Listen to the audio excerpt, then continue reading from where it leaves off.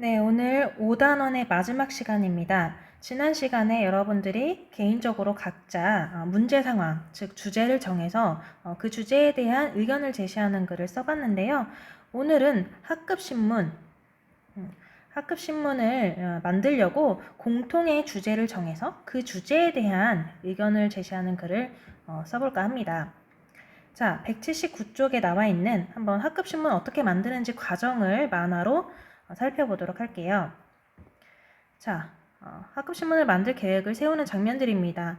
먼저 주제를 정해야겠죠? 즉, 어떤 문제 상황으로부터 의견을 제시할지 생각을 해봅니다.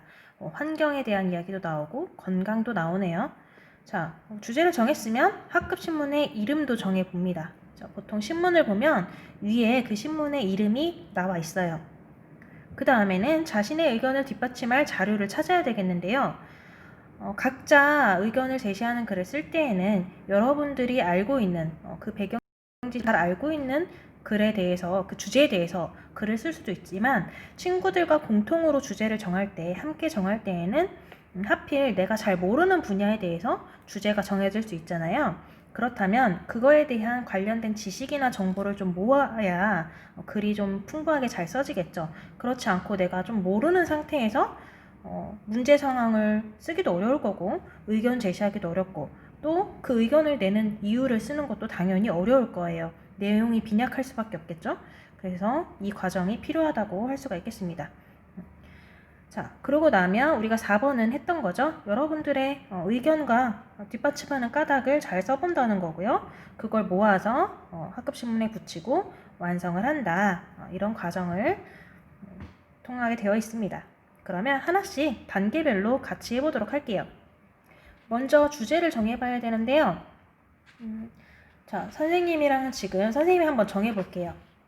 앞에서 나왔던 것 중에서 건강이라는 주제 괜찮을 것 같아요. 건강. 자, 굉장히 넓은 다양한 내용들을 포함할 수가 있겠죠. 건강. 자, 조금만 건강에서도 다양한 분야들이 있으니까 작게 들어가 볼게요. 예를 들면 건강 속에서도 금연을 주제로도 할 수가 있어요. 그쵸? 금연. 그리고 요즘 상황에 맞게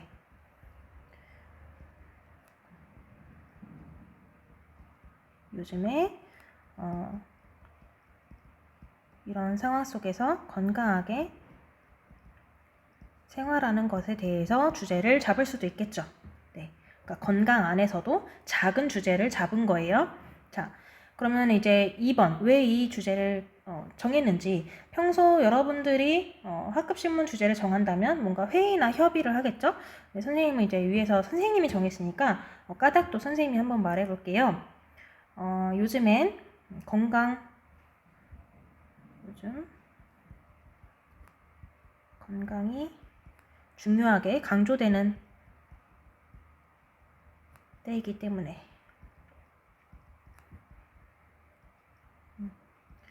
그리고 또 추가하자면 계절적으로도 그렇고 코로나19가 유행하고 있어서 좀 더 건강이 각별히 유의되는 그런 상황이죠. 그래서 주제를 이렇게 정해봤습니다. 지금 이 주제로 정했을 때를 까닭을 써본 거예요. 자, 이렇게 정했다면 이에 맞게 어울리게 학급신문의 이름도 정해봐야겠죠. 주제가 건강인데 환경과 관련된 신문 이름이라든가 이러면 어울리지 않고요. 앞에서 나왔듯이 주제와 어울리는 이름으로 신문의 이름을 정해보자고 했었어요.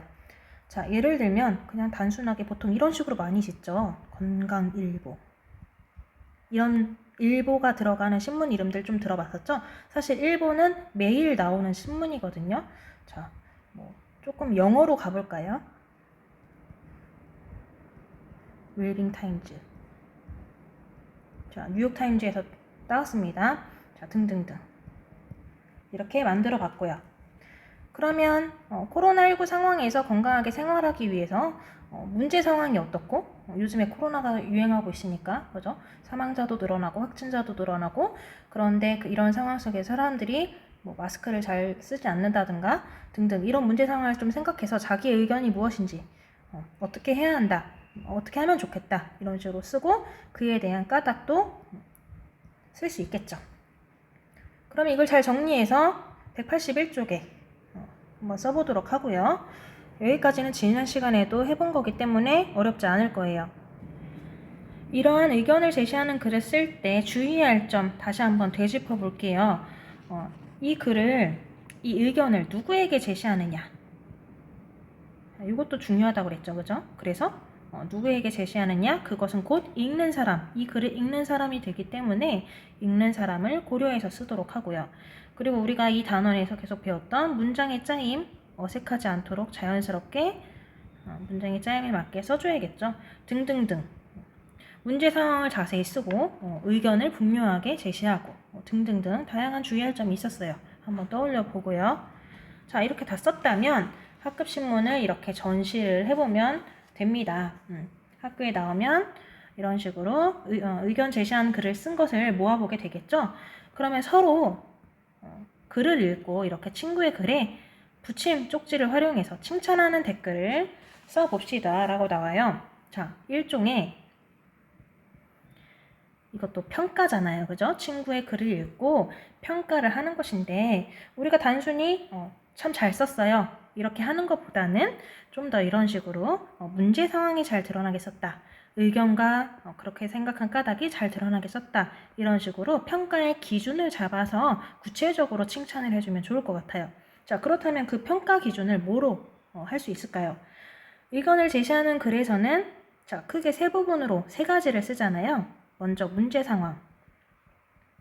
문제 상황은 어떻게 쓰는 거죠? 자세히. 그죠? 그래서 여기 예시에서도 문제 상황이 잘 드러나게 썼다 라고 나오잖아요. 자세한가? 이걸 평가하면 되겠고, 자, 의견 부분은 일단은 주제와 잘 맞아야 되고요. 그죠? 즉 문제 상황과 잘 맞아야 되고, 그리고 분명히 의견을 제시했는가? 의견이 애매모호하거나 서로 상반된 의견을 이랬다가 저랬다가 두 가지를 다 제시를 한다던가 그러지 않고 분명하게 제시를 했는가. 그리고 또 어떤 얘기 했었냐면 그 의견을 우리가 실천할 수 있는 것인가. 이 얘기도 했었어요. 이러한 기준을 가지고 의견 부분을 평가하면 될 것 같고요. 그러면 그 의견에 대한 까닭을 써야 되죠. 그 의견을 제시한 까닭. 주제와 또 위에서 제시한 의견과도 맞는지, 맞게 제시를 했는지 그거를 봐야겠죠.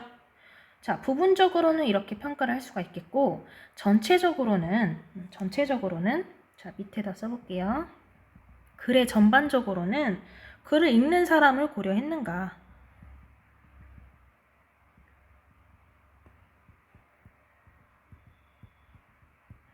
앞에서도 얘기했듯이 문장의 짜임에 맞게 썼는가.